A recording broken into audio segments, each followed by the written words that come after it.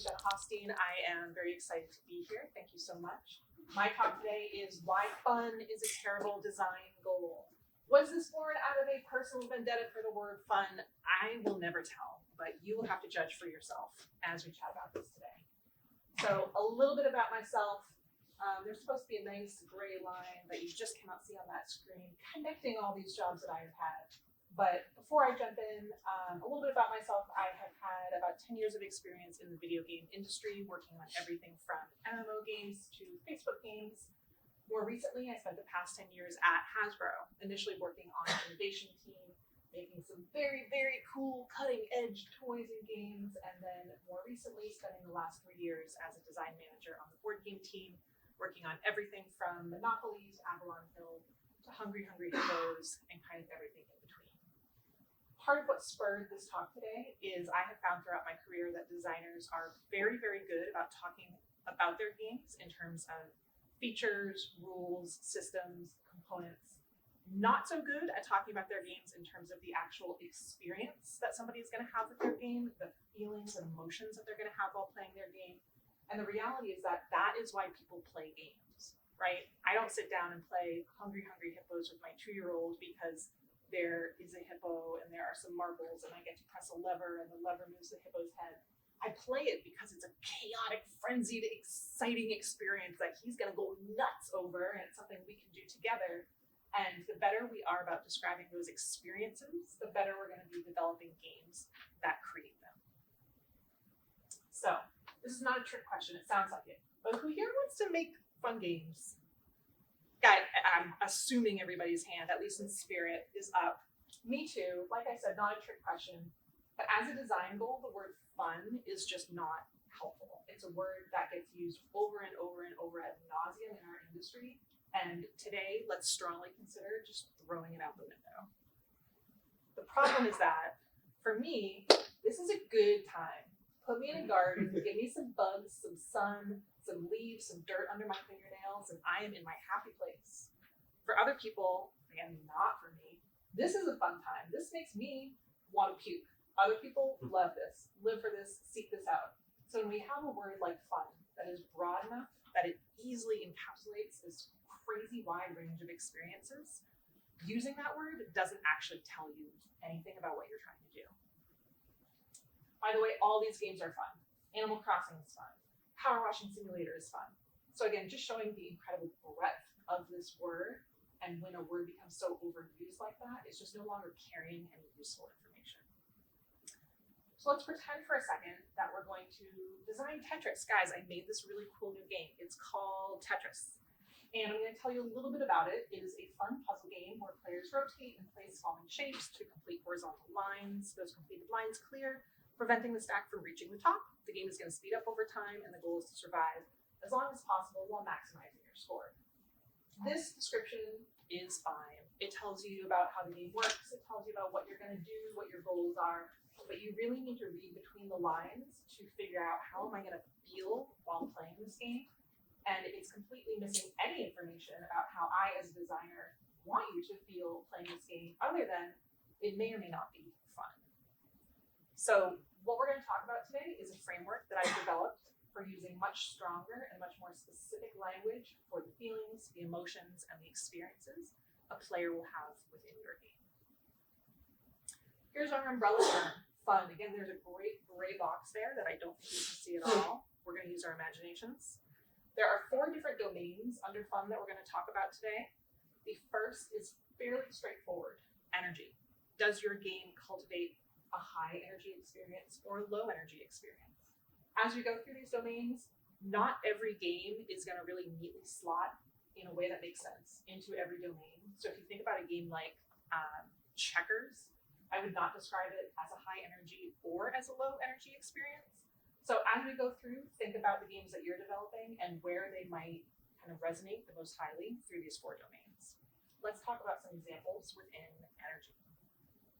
Hungry Hungry Hippos, going back to this one, I would describe this game as thrilling. The fast-paced, simultaneous play is a thrilling experience. It gets your heart beating a little bit faster. I would describe it as frenzied. It is a like 30-second long big ball of chaos. There's a very high sensory load contributing to that feeling of frenzy. So if you're developing a high energy game, these are some examples of words you could use. Kind of looking in a different direction, thinking about Tetris. Tetris drives feelings of tension, the escalating difficulty, the escalating pressure, creates a tense experience. Anticipation is another word that I think applies very strongly to Tetris. The dropping pieces, having them finally slot in, the rows slowly moving up the screen, kind of building towards the end of that level. Those both create a high energy vibe to those games, but in slightly different ways. Some other things that I would think about if you're looking to create high energy in your games, humor, I find, brings the energy up. Surprise, delight, I find, brings the energy up. Playfulness, games that really bring out your inner child, bring that energy up. Big drama games, whether this is through the narrative or whether this is through, is it like a super swingy game that creates a lot of drama? Those are all very, very different ways that you can bring the energy up. Let's flip this around. Let's look at some low energy games. Animal Crossing, one of my favorites. This is a cozy game. There are no failure states. There's no time pressure. This is a gentle game. If you want to go plant a flower and then go like sit on the beach for a couple minutes, that's great. Animal Crossing loves that journey for you. Animal Crossing purposefully cultivates a low energy. I will admit I have not played this one, but I found it online and it looks incredible. Power Wash Simulator looks kind of both mindless and mindful, but the repetitiveness of the actions creates an almost meditative state. Again, I'm imagining, I haven't played this one, that cultivates that low energy vibe. Sometimes this is just what you want in a gaming experience, and if it is, again, just be prepared to talk about it in specific terms. One footnote here, and this is going to be true of every domain, but I think it's worth specifically calling out here. If this is the vibe you're going for, making sure your theme, the narrative design, and the creative design are all integrated and contributing to that vibe, it's going to be really hard to make a low energy game if your theme is like World War II. So you just want to make sure everything is holding hands and working together towards that design goal. Okay, we talked about energy. Let's move on to our second domain. This is self. Games make you feel a certain kind of way about yourself when you play them. The two things we're going to talk about are capable. Games make you feel like a badass, like you can do some really cool things, right? Games also make you feel accomplished. You do the actions that you take accomplish many things in the game, and we'll go through both of these. Capable. I'm a sucker for a game that makes me feel smart. I will admit this. I don't know what this says about me. I love feeling smart in a game. Portal, when I played it, I was like, ooh, yes. I feel incredible about myself after playing this. The problem solving, anytime you need problem solving in a game, somebody's going to feel smart about that. Portal also made me feel really clever because a lot of these solutions were very surprising because it required a lot of lateral thinking. And so when I was able to get there, that was just kind of a whole other level of the experience for me. There are many other ways people can feel capable. Creative is another one I would want to call out. Anytime a game includes player-generated content, like Minecraft, players are going to have that opportunity to express themselves and feel very creative while doing so. The kind of third element of capable I would call out would be skill, physical skill. So like all sports fall into that category, right? If you're playing a sport and you're doing it relatively well, you're going to feel skill. Dexterity as well. There's a lot of both video games and board games that require a lot of physical dexterity. Like first-person shooters. I'm really bad at first-person shooters because I just do not have that physical skill. But a lot of games do leverage that and make players feel that way about themselves. The flip side of capable is accomplished, and this is more about what have I accomplished in this game. Another one of my favorites, Balatro. I'll admit I have never figured out how to pronounce that, so we're gonna go with Balatro. Makes me feel rich. Balatro pulls the same trick that Monopoly pulls, which is very simply, you start with a small number and then very quickly it gets very, very big, and that feels good. So anytime you have a resource in a game, you're giving players the opportunity to accumulate a lot of that resource and feel really rich. Balatro also lets you feel very powerful. When you have games where you have actions that can really escalate and combo over time, and you can figure out how to take advantage of those, you feel like a powerful badass. pass, right? You're like, yes, I have unlocked a big brain move here and I'm going to do something incredible. Triumphant. This is something we see across many different games. There are a lot of different words you could use here, but anytime you have a high difficulty level in a game, you're going to get that really strong feeling of triumph when a player finally overcomes it. So if you think about the cadence of games, sometimes you have higher peaks of triumph, sometimes you have lower, but it's always there to some degree, I find. Other things we could talk about under this accomplished area, the feeling of satisfaction. Sometimes a game doesn't have a really high moment of triumph, but you do see a plan coming together over time. You do see progress happening over time. And those are all feelings that you can really purposefully design into your games. All right, our third domain, social. Hopefully another one that's fairly self-evident. If games have a strong social element, that can be competitive, connected, or sometimes both. Taking poker as an example, poker has a real mind gaming vibe, right? You're bluffing, there's hidden information, you're trying to figure out what other players have. Poker also makes you feel very ambitious because you have the opportunity to place a really big bet.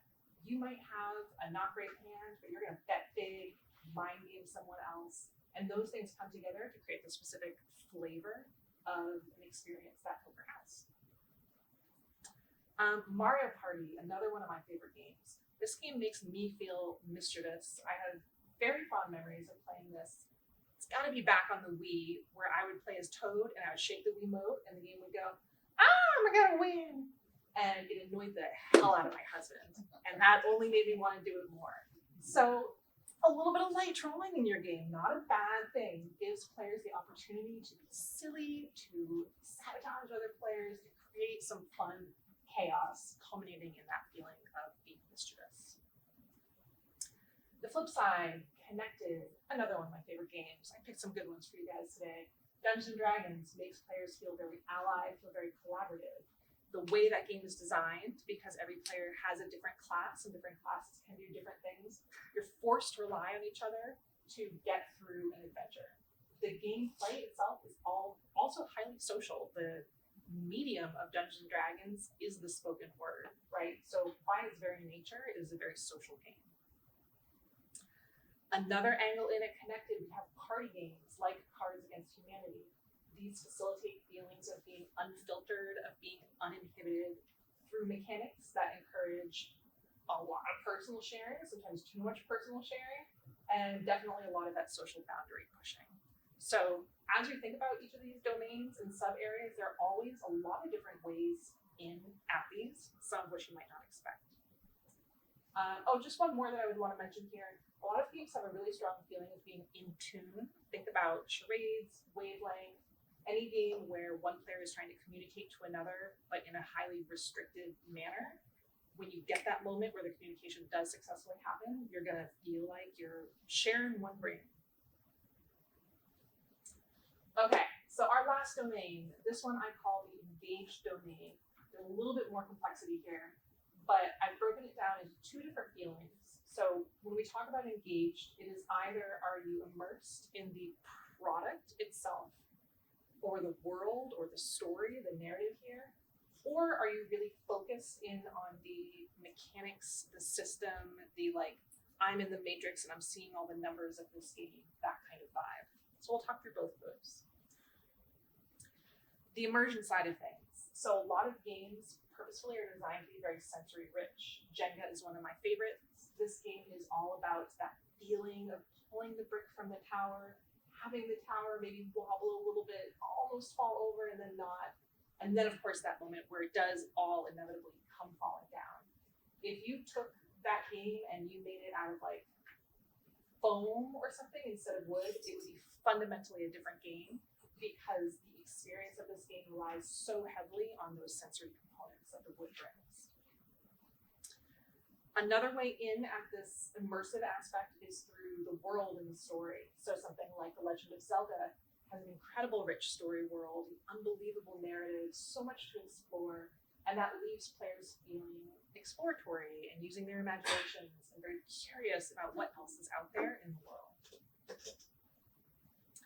Another footnote here, game feel in digital games is kind of the closest I think that you can come digitally to like the very sensory-rich nature of physical games. There's a whole book about game feel out there. It's phenomenal. If you're curious about it, go check that out. That is a rich enough topic that it could be a whole other conversation. So I'll just leave that as a footnote, but definitely worth checking out if you're curious about it. And lastly, we're going to talk about focus. And the way I'm talking about it here today is it's that feeling of being really deeply engaged with the system of a game, with the rules, the mechanics of a game. Sometimes you can get both engagement in the world and in the rules together, but within one game, but we're going to talk about them separately here. Any strategy game, I just threw up StarCraft as an example, is going to create a feeling of depth, that moment where you're like, I'm deep in the well of the mechanics of this game, and I am visualizing 15 moves ahead and really, really mastering those systems within the game. Flow is the other element of this that I would mention. So instead of being like really deep in the well of the game, flow is you're sitting right at that top, but you are completely absorbed in what you are doing, and you can't blink for a second or you're going to miss it. So Guitar Hero is a great example of this. It requires, it's a very challenging task, another one, because it requires physical dexterity that I'm not great at. But for those who are, they get that incredible moment of flow where they are just 100% dialed in on what they're doing. Okay, we've gone through the 4 domains. Hopefully some of that made sense and stuck. But I want to go back to our example of Tetris. So we talked about before how this description, whether it's a goal or how you're marketing this game, is missing a ton of information about what it actually feels like to play this game. So this is a bit longer, but hopefully we can see how it gets much more at that experience of playing the game. So I'll just read it for you quickly. Tetris is a puzzle game where players rotate and place falling shapes to complete horizontal lines. It's fast and relentless, escalating into tension and anticipation as each piece drops faster than the last, creating moments where players feel sharp and skilled as they execute precise placements. Completed lines clear, preventing the stack from reaching the top. The game speeds up over time, and as mistakes stack, pressure builds towards an inevitable collapse. The goal is to survive as long as possible while maximizing score, drawing the player into a state of deep concentration and flow as they manage an ever-accelerating system. The second description is just much more evocative to a player, to a partner, to whoever you're talking about, to yourself if you're setting a game design goal about what it is you're trying to do here. So just to bring us full circle, why do we care? Why are we doing this? Why is this helpful? Setting strong design goals and having strong language about your game gives you a really specific North Star to work towards. We just listened to a great talk about prototyping. I have seen so many game development projects go in circles because they have not established at the beginning what it is they're trying to do and establish that in really clear language. So the better a goal you can establish, the easier it's going to be to work towards that goal. It also lets you better evaluate whether you're hitting your goals or not. It is much more, in my opinion, easier to say, is this game thrilling, yes or no, than it is to say, is this game fun, yes or no. So the more specific you can get with your language, the easier it is to know if you're actually hitting those goals. And in general, it just lets you communicate in a much stronger way about your game. Again, whether that's to your internal partners, to players, to press, to whoever you're trying to talk to about this game, it lets you communicate in a much better way about how players are going to actually experience your game, which is why they're picking it up to begin with. All right, thank you so much. I appreciate it.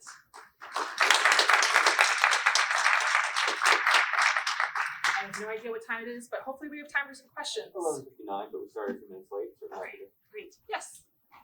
Awesome talk, thank you. This was great. My question is, whenever I see something get divided up into axes or quadrants or what have you, especially someone like you who clearly thought a lot about the meta of it and communicated excellently, what was your process from this blob of game universe to figuring out what axes, how you wanted to break it down? How did you choose those four? Absolutely. So the process for this looked primarily bottom up. Can you repeat the question, please? Oh, yes, absolutely. So the question was, anytime you have kind of a neat framework like this broken up into several quadrants, how do you take the Wild West world that is games and all of the different ways that players could feel about games and make that into a nice, tidy framework? So for me, it was mostly a bottom-up process. I took a wide swath of probably 50 games and sat down and just started writing down some of the experiences that I feel when I play those games, some of the experiences people describe online when they rate or review those games. And then I started clustering them. And it was a very iterative process. I worked with a number of coworkers who kind of provided an extra little bit of brain power on this. And yeah, it was bottom up and then a process of refinement until it felt like it had finally clicked. I also want to mention one other thing about design frameworks in general, just bouncing off of that question. None of this is true in a scientific sense, right? Like that's just not how game design works. So as you look at frameworks like this, think to yourself, just is this useful in my work or not? Because game design is not science, game design is not art, game design is its own third way of doing things. So whenever you come across a framework, I would encourage you to look at it like that. Any other questions? Yeah. So I think it's a great way to classify like kind of the different spectrum of game design experience, right? But what would be more like the methodology? Is it mostly just having your design pillars? You know, I want a frenzied game that evokes this type of user experience, and then you refer back to that, or like, do you have a set of, let's say, like tricks on how to create a more frenzied experience? You know what I'm saying? Absolutely. So this framework can and should be used in whatever way. Sorry, let me repeat the question. Okay, so the question was, how do you use this framework? How do you take this and actually apply it in practice?